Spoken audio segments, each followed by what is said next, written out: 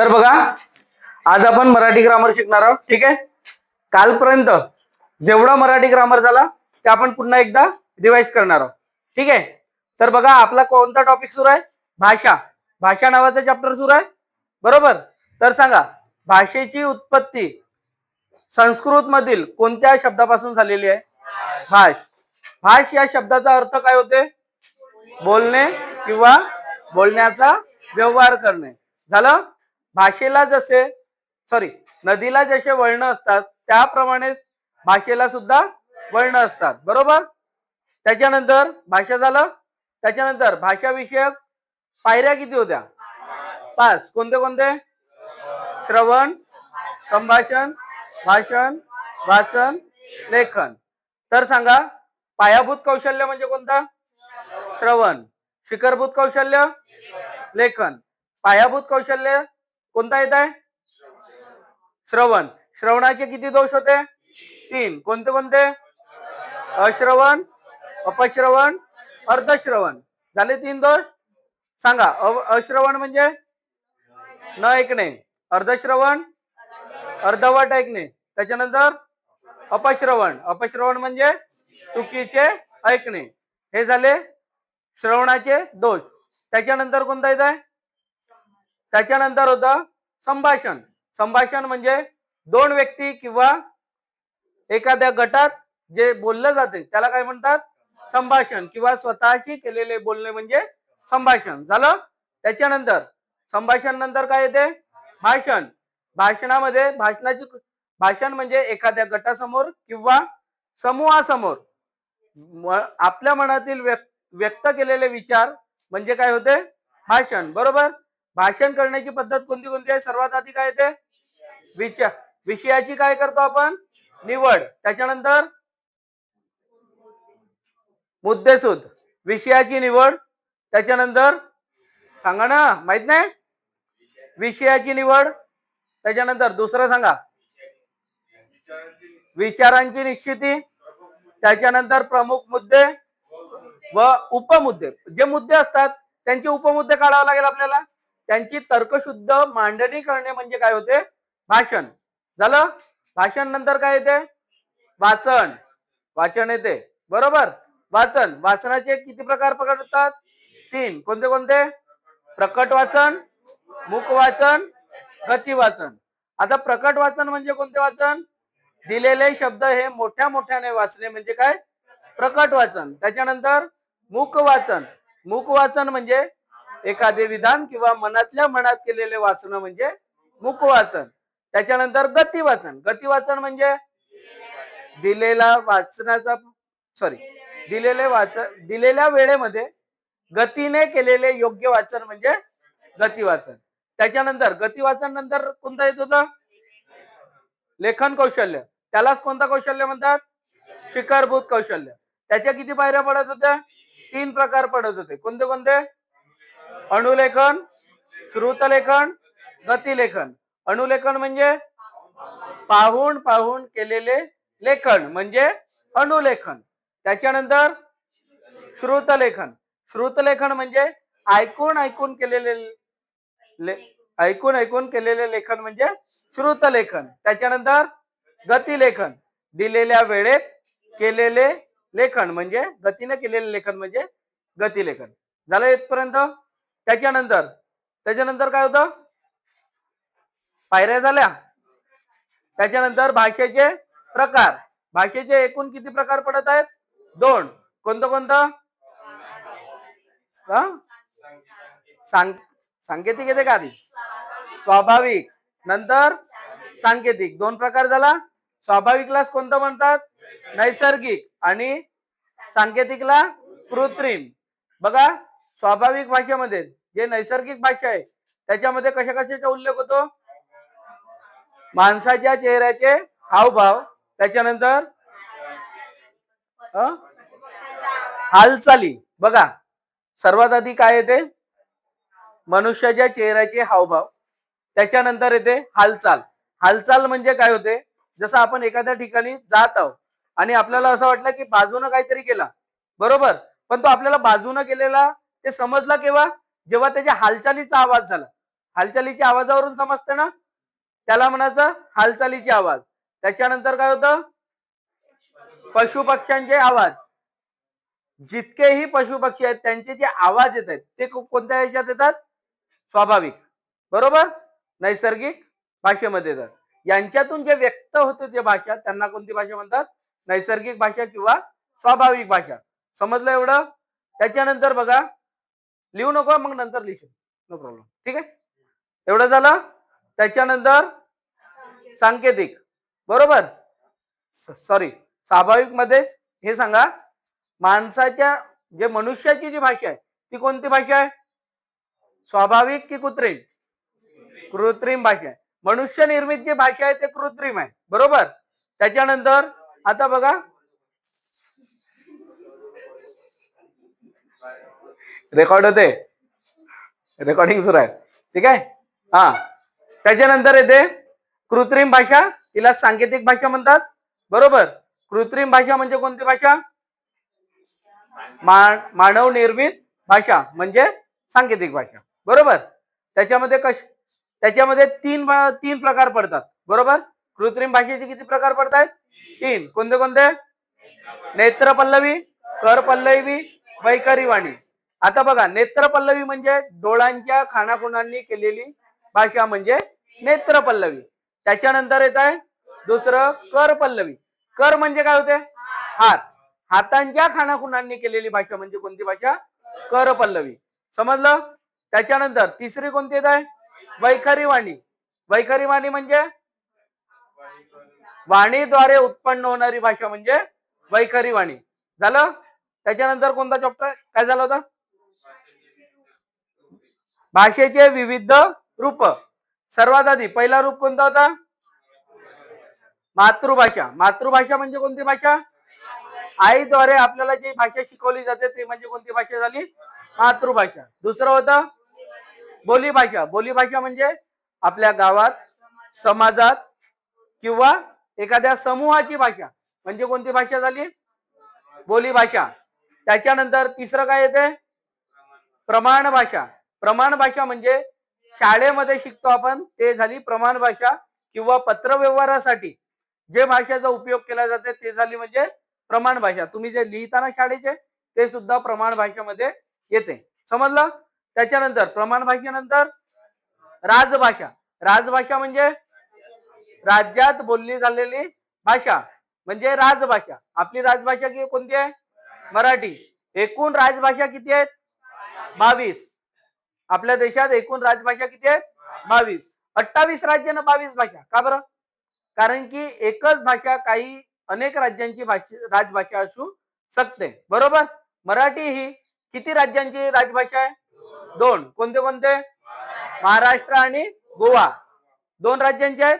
त्याचप्रमाणे हिंदी किती राज्यांची राजभाषा आहे, 10. कोणते कोणते, उत्तर प्रदेश, छत्तीसगड, मध्य प्रदेश, असे 10 राज्य आहेत, ठीक आहे. आपल्याला 10 राज्यांबद्दल नाही विचारेल, फक्त एवढं विचारेल किती राज्यांची भाषा आहे, 10. पण मराठी आणि मराठीचं नक्की विचारेल, कारण की आपण महाराष्ट्रीय म्हणून इम्पॉर्टंट काय आहे, मराठी. मराठी किती राज्यांची राजभाषा आहे, 2. कोणते कोणते, महाराष्ट्र आणि गोवा, झालं. त्याच्यानंतर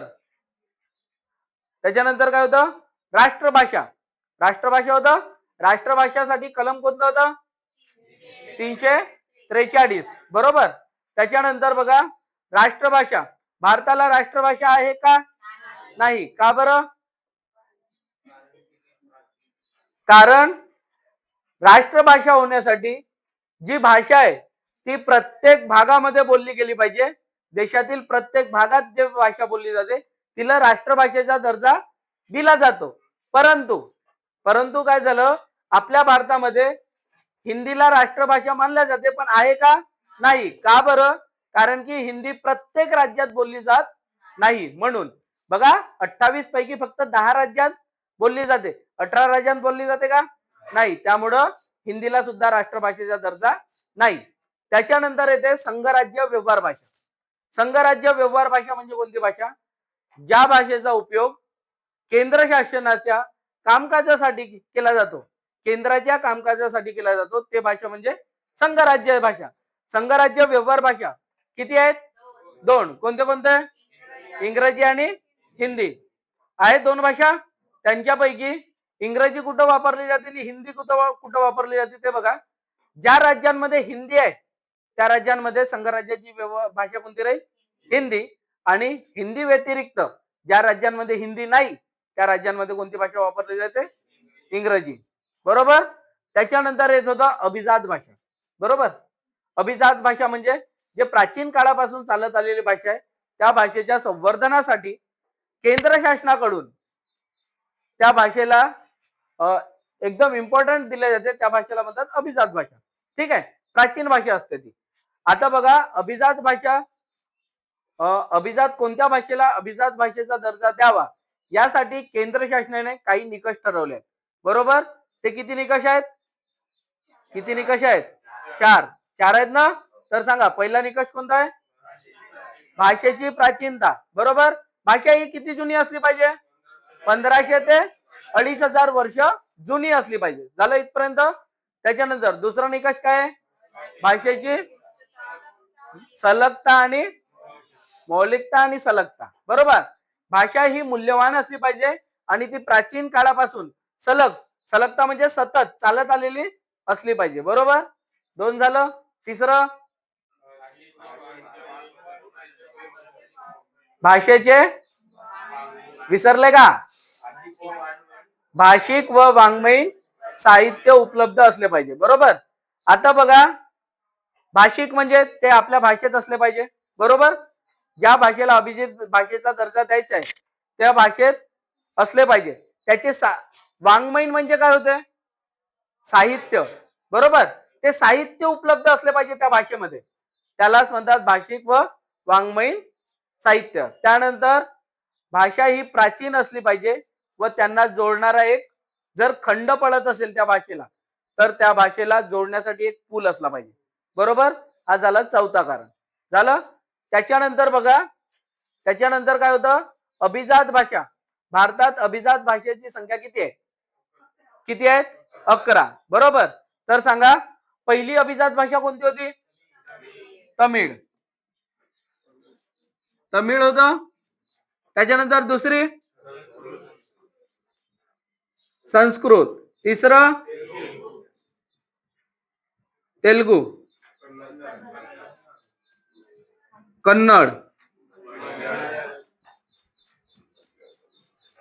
मल्याळम. ओडिया. बरोबर. तर सांगा तमिळला अभिजात भाषेचा दर्जा केव्हा देण्यात आला? 2004. संस्कृतला 2005. तेलुगूला 2008. कन्नडला 2008. मल्याळमला 2013 ला देण्यात आला आणि उडियाला 2014. तर बघा हे आठवण ठेवण्यासाठी आपण एक ट्रिक सांगितली होती. बरोबर. तर ट्रिक कोणती आहे? ट्रिक आहे तसं ते कमवू. बघा त वरून काय येते? तमिळ. स वरून संस्कृत. ते वरून तेलुगू. क वरून कन्नड. म वरून मल्याळम आणि उ वरून उडिया. हे झाले 6 भाषा झाल्या. झालं ना.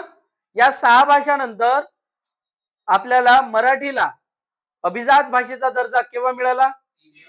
3 ऑक्टोबर 2024 ला. कधी मिळालाय? इथं लिहितो. बरोबर. 3 ऑक्टोबर 2024 ला मिळाला. तर या दिवशी किती भाषांना अभिजात भाषेचा दर्जा देण्यात आला? 5 भाषांना देण्यात आला. 5 भाषांची ट्रिक कोणती होती? अप्पा बग मराठी. बरोबर. तर अ वरून कोणती भाषा येत आहे? आसामी. त्याच्यानंतर अर्धा प आहे पाली. त्याच्यानंतर दुसरा प ला प्राकृत. त्याच्यानंतर ब वरून बंगाली आणि मराठीचा मराठी. समजलं किती भाषांना मिळालाय? 5. समजलं इथपर्यंत? त्याच्यानंतर बघू आपण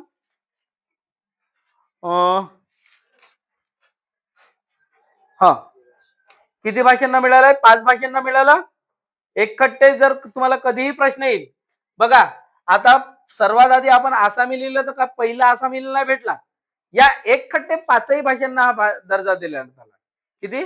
5 भाषांना. त्याच्यानंतर येत आहे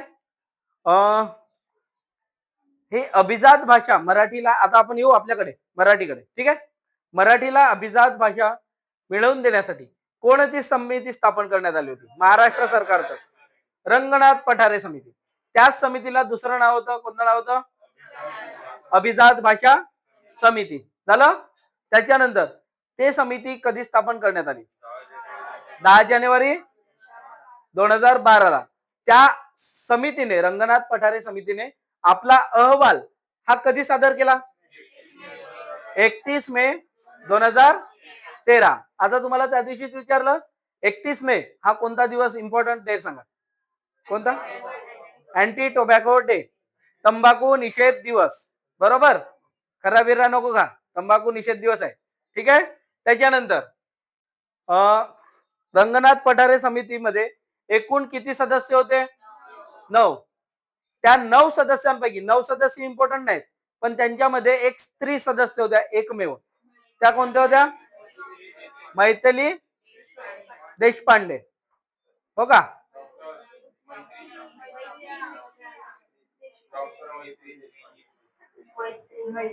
मैत्रीय देशपांडे, डॉक्टर मैत्रीय देशपांडे ह्या एकमेव स्त्री सदस्य होत्या. झालं. त्याच्यानंतर रंगनाथ पठारे समिती झाला. त्यानंतर 2024 मध्ये कोणत्या महिन्यात? फेब्रुवारी महिन्यामध्ये महाराष्ट्र शासनाने अभिजात भाषा मिळवण्यासाठी पुन्हा पाठपुरावा करायला एक समिती स्थापन केली होती. त्या समितीचं नाव काय होतं? श्री ज्ञानेश्वर मुळे समिती. झालं इथपर्यंत. त्याच्यानंतर अभिजात भाषा समूहाचे कुटुंब, समूह किंवा कुटुंब. तर सांगा अभिजात भाषेचे मुख्यतः किती गट पडतात? मुख्य 2. कोणते कोणते? इंडो आर्यन आणि द्रविडियन. इंडो आर्यन किती टक्के आहेत? 74 आणि द्रविडियन 24. आता बघा, जर हे किती झाले, किती टक्के झाले? 98% झाले. बरोबर. उरले 2%. हे 2% अभ्यासकांनी जेव्हा अभ्यास सुरू केलं तेव्हा 2% पुन्हा नवीन भाषेचं होतं. तर असे एकूण जर गट विचारले, एकूण गट किती झाले असते? 5. तर सांगा पहिला कोणता गट होता? इंडो आर्यन, त्याला इंडो युरोपियन सुद्धा म्हणतात. त्याच्यानंतर दुसरं द्रविडियन, तिसरं ऍस्ट्रो ऍसियाटिक किंवा ऑस्ट्रिक. बरोबर. चौथं चिनी तिबेटियन, 5वं अंदमानी. असे किती गट होते? 5. त्याच्यानंतरचा आपण आज आपण शिकणार आहोत मराठी भाषेची उत्पत्ती व इतिहास. झालं इथपर्यंत? हा झाला आजपर्यंत जेवढा शिकवून झाला होता तेवढा याचा रिव्हिजन तुमचं, ठीक आहे. आज आपण नवीन शिकणार आहोत.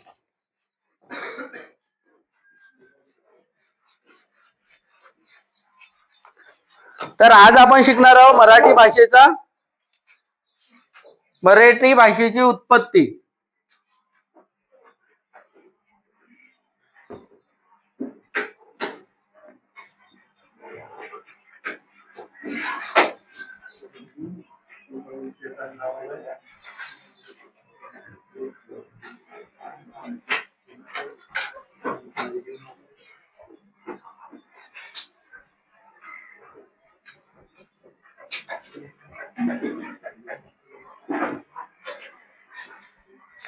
आज आपण शिकणार आहोत मराठी भाषेची उत्पत्ती व इतिहास. बरोबर.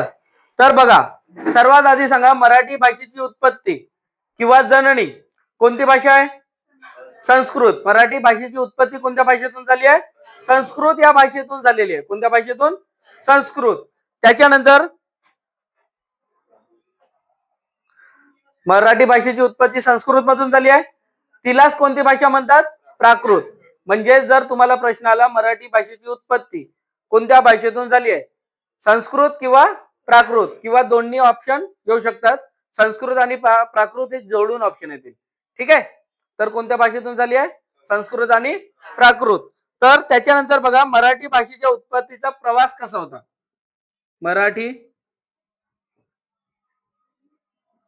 भाषेच्या उत्पत्तीचा प्रवास, आपण याचा प्रवास बघणार आहोत. सर्वात आधी होती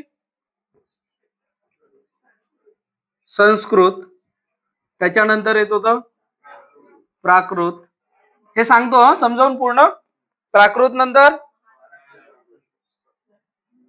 महाराष्ट्री,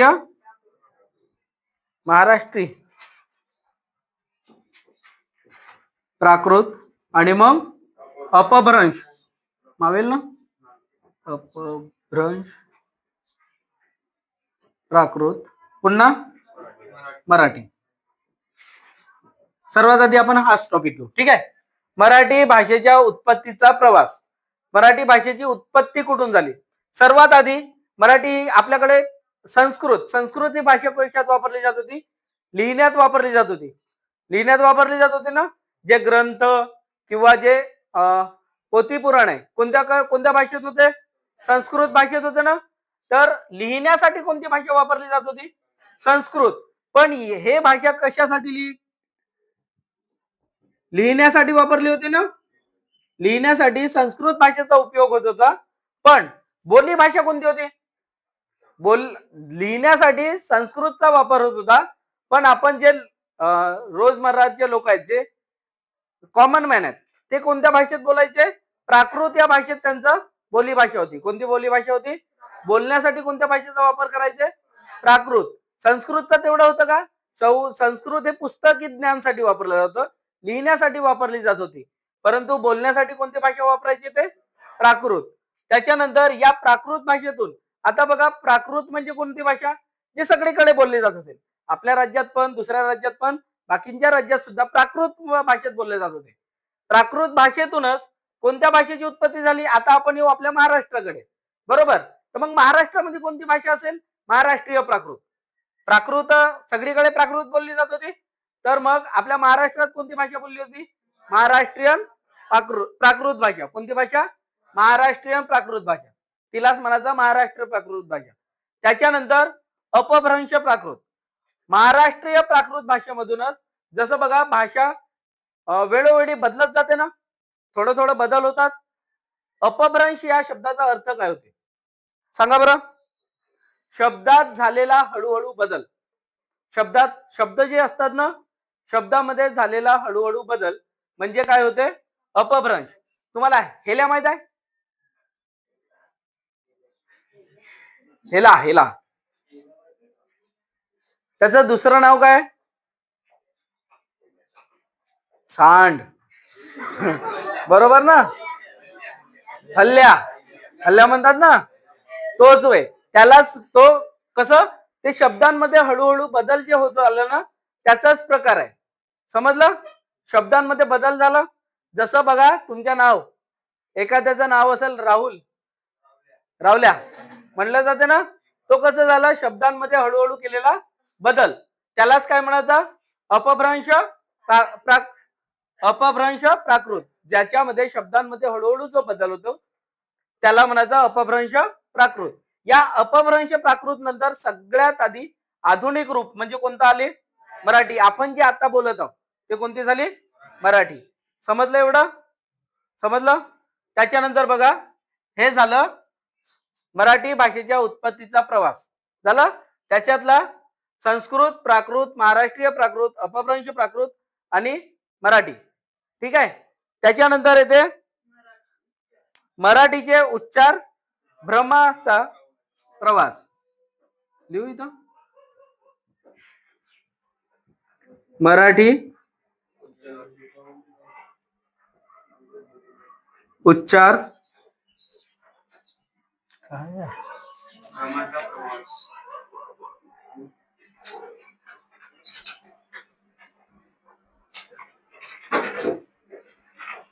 मराठी उच्चार भ्रमाचा प्रवास.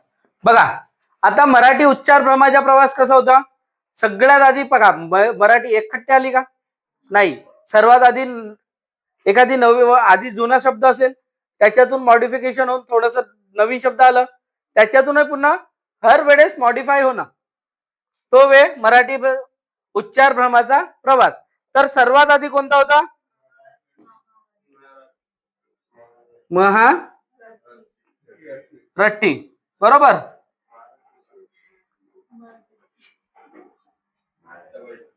महारठी. त्याच्यानंतर मरहट्टी. त्याच्यानंतर मरहाटी. त्याच्यानंतर आपली मराठी. बरोबर. तर बघा सर्वात आधी प्राचीन काळामध्ये काय कोणती भाषा होती. उच्चार स्थान होते. म्हणजे आपण जे मराठी आज म्हणत आहोत तर सर्वात आधी उच्चाराच्या स्थानाच्या वेळेस कोणती होती. महारठी.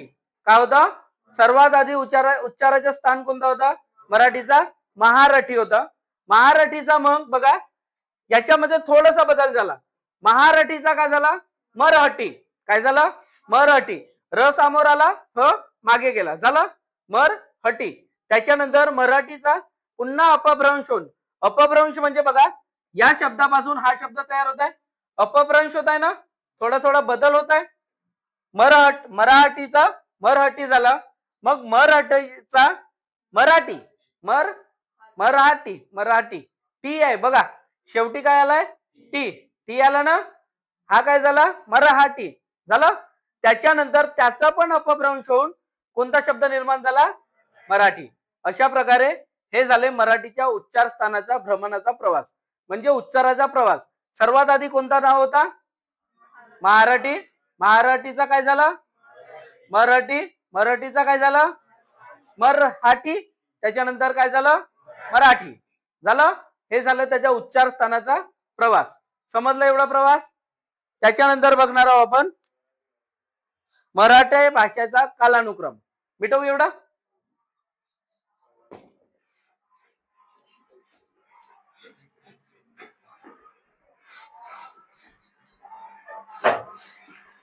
त्याच्यानंतरचा टॉपिक आहे मराठी भाषेचा कालानुक्रम. मराठी भाषेचा कालानुक्रम.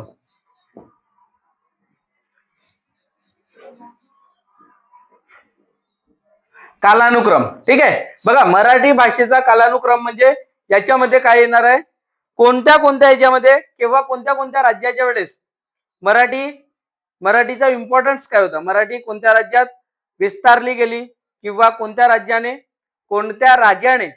मराठीचा स्वीकार केला किंवा त्याचा काय म्हणतात बहिष्कार केला हे आपल्याला या कालानुक्रमामध्ये शिकायचं आहे. ठीक आहे. सर्वात आधी येते पहिला येते काय येते आद्यकालीन मराठी. आद्यकालीन मराठीमध्ये कोणता येते इसवी सन 1250 पूर्व. त्याच्यानंतर दुसरं येते सांगा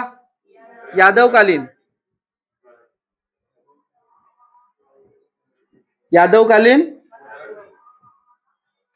मराठी. याचा कालानुक्रम 1250 ते 1350 झालं. त्याच्यानंतर तिसरं बहमनीकालीन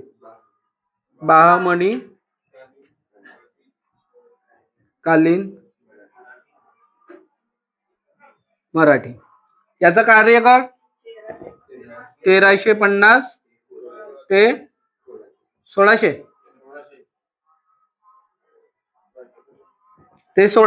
त्याच्यानंतर चौथं शिवकालीन मराठी. कार्यकाळ 1600 ते 1700. त्याच्यानंतर पाचवं पेशवे कालीन मराठी कार्यकाळ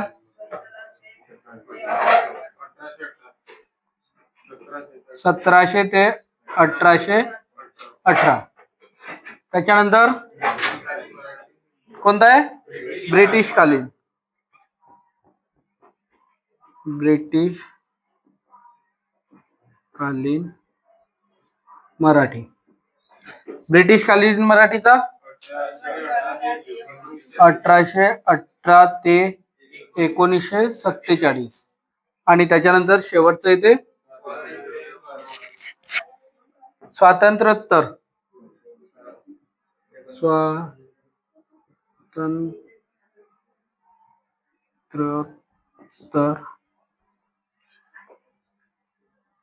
मराठी.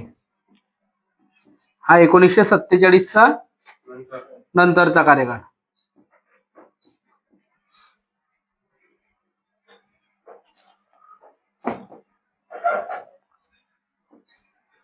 बघा हा आहे मराठी भाषेचा कालानुक्रम. बघा कोणत्या याच्यामध्ये मराठी भाषा केव्हा केव्हा प्रसिद्ध झाली किंवा त्या भाषेला केव्हा केव्हा इम्पॉर्टन्स पण आले ते आपण या कालखंडामध्ये शिकणार आहोत. ठीक आहे. तर सर्वात आधी कोणता येते? आद्यकालीन मराठी. त्याचा कार्यकाळ केव्हा होता? इसवी सन पूर्व. इसवी सन पूर्व आहे किती आहे? 1250. तर त्या काळामध्ये सातवाहन हा घराण्याचा राज्य होतं. आद्यकालीन मराठीमध्ये कोणत्या घराण्याचं राज्य होतं? सातवाहन.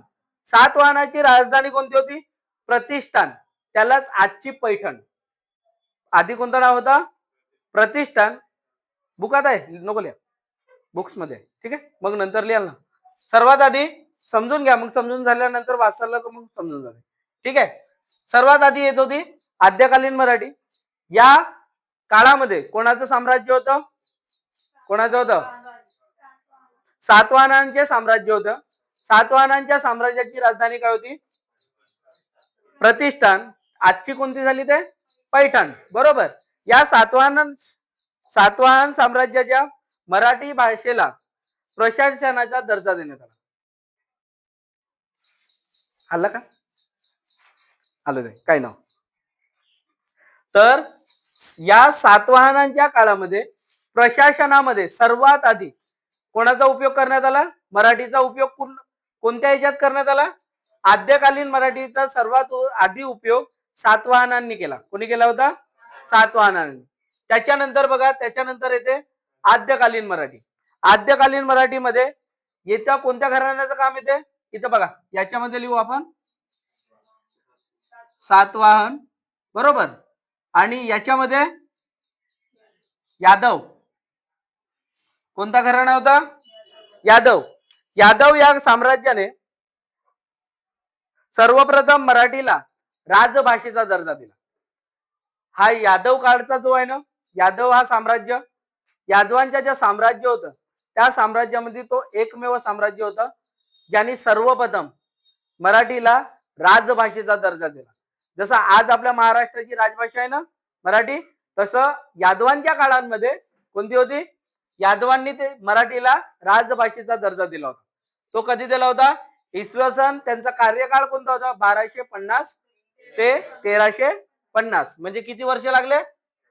100 वर्षाचा कार्यकाळ होता तो. त्या कार्यकाळामध्ये मराठीला राजभाषेचा दर्जा देण्यात आला. कोणी दिला होता? यादवांनी. बरोबर. त्याच्यानंतर येते बहमनी काल. बहमनी कालमध्ये आता कोणत्या राजात दिला नाही. ठीक आहे. बहमनी कालमध्ये याचा फक्त कालखंड आठवण ठेवत आहे. बहमनी कालचा कालखंड कोणता होता? 1350 ते 1600. त्याच्यानंतर होता शिवकालीन मराठी. बरोबर. शिवकालीन मराठीमध्ये कोणाचं राज्य होतं? छत्रपती शिवाजी महाराजांचं राज्य होतं. बरोबर. छत्रपती शिवाजी महाराजांनी सर्वप्रथम राजव्यवहार कोश तयार करून घेतला. त्याच्यामध्ये कोणत्या भाषेचा वापर केलाय? मराठी. कोणी केला? छत्रपती शिवाजी महाराज. कधी केला होता? 1600 ते 1700 या कालखंडाच्या मध्ये. बरोबर. त्याच्यानंतर शिवाजी महाराजांनी रघुनाथ पंडित, शिवाजी महाराजांचे जे लिहिण्याचं डिपार्टमेंट राहते ना, ज्यांच्याकडे होतं ते कोण होते? रघुनाथ पंडित यांना राज्य व्यवहार कोश बनवण्यासाठी फारसी ऐवजी राज्य व्यवहार कोश, सर्वात आधी बघा आपल्यावर मुघलांचे राज्य होतं ना, तर जे राज व्यवहार कोश होते ते बहुतांश फारसी भाषेत होते. फारसी भाषेत होते. त्या फारसी भाषेतल्या व्यवहारां जो राजकोश होता त्या फारसी भाषेच्या ऐवजी त्यांनी कोणत्या भाषेचा वापर करायला सांगितलाय? संस्कृत आणि मराठी. अशा प्रकारे कोणी काय सांगितलं होतं? शिवकालीन मराठीमध्ये. त्याच्यानंतर या पेशवेकालीन मराठी. आता बघा या पेशवेकालीन मराठीची तुम्हाला सर्वात वाईट गोष्ट सांगतो. हे आजचं नाच गाणं आहे ना, नटी जो प्रकार होता हा या काळात चालू झाला होता. पेशव्यांनी आणलं होतं. तो कोणी आणलं होतं? पेशव्यांनी. ठीक आहे. त्यांचा कार्यकाळ कोणता होता? 1700 ते 1800. त्याच्यानंतर आली होती ब्रिटिश कालीन मराठी. ब्रिटिश कालीन मराठीमध्ये ब्रिटिशांच्या वेळेस जी आपली मराठी बोलली जायची ते वाली. ते कधी कार्यकाळ होता त्यांचा? 1818 ते 1947. तुम्हाला सांगतो यांचा कालखंड विचारला जातो. बाकी जो सांगत आहो ना तो काही कामाचा नव्हता. यांचं कालखंड इम्पॉर्टंट आहे. तुम्हाला एक कालखंड पाठ करायचे. ठीक आहे. त्याच्यानंतर येत होतं स्वतंत्रोत्तर मराठी. ते केव्हा झाला? 1947च्या नंतर. आता तुम्ही मला काही गोष्टी सांगा. आजच्या मराठीची सुरुवात, आजची आपण जे मराठी बोलत आहोत ना या मराठीची सुरुवात केव्हा झाली असावी? 1900 नाही, कोणत्या शतकात सुरू झाली? 8व्या शतकात सुरू झाली. कितव्या? 8व्या. आता बघा तुम्हाला एक गोष्ट सांगतो. जसं बघा 1947 आहे ना, तर याच्यात सांगू का? बघा तुम्हाला शके आणि इसवी सन याच्यातील फरक सांगतो. शके म्हणजे काय होते? शेकडा वर्ष होते ना, बरोबर. आणि इसवी सन म्हणजे जो आपल्याला हा इसवी सन दिलाय. बघा जर तुम्हाला या इसवी सन दिला असेल आणि जर शके विचारला असेल ना, दिलेल्या इसवी सन मधून कधी पण काय करायचं? 78 मायनस करायचं. काय करायचं? 78 मायनस केलं तर तो शके जो कालखंड आहे तो निघते. कधी पण आठवण ठेवा. आणि हा क्वेश्चन येते शके हा इसवी सन आणि शके मधील फरक कितीचा राहते? तर कितीचा राहते? 78चा. जर तुम्हाला शतक वर्ष दिलेला असेल तर तुम्हाला इसवी सन काढता येईल ना. 78 प्लस करायचं. शतक वर्ष दिला राहिलं तर 78 प्लस केलं तर इसवी सन येते. आणि जर इसवी सन दिला असेल आणि शतक वर्ष विचारलं तर त्याच्यातून 78 मायनस करायचं. समजलं एवढं? त्याच्यानंतर बघा डोक्याच्या वरती नाही जात आहे ना. मराठी भाषेचे आजचे सुमारे वय किती आहे? हा क्वेश्चन नक्की विचार. मराठी भाषेचे सुमारे आजचे वय किती आहे? 2500 वर्ष झाली जुनी भाषा आहे आपली. किती वर्ष जुनी आहे? 2500 वर्ष.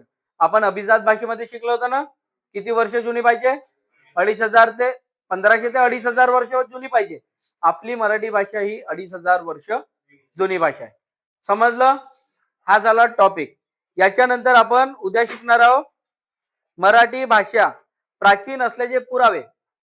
ते पुरावेसाठी आपल्याला दोन प्रकार आहेत. एक आहे प्राचीन शिलालेख आणि दुसरा आहे प्राचीन ग्रंथ. कोणते कोणते आहे? प्राचीन शिलालेख आणि प्राचीन ग्रंथ. हे दोन टॉपिक आहेत. हे दोन टॉपिक आपण उद्या बघणार आहोत. ठीक आहे. आजचं समजलं? आजचं जेवढं झालं ते वाचून या. उद्या पुन्हा एवढाच टॉपिक रिवाइज होईल. ठीक आहे. समजलं ना? व्हिडिओ आवडल्यास लाईक करा आणि सबस्क्राईब करा.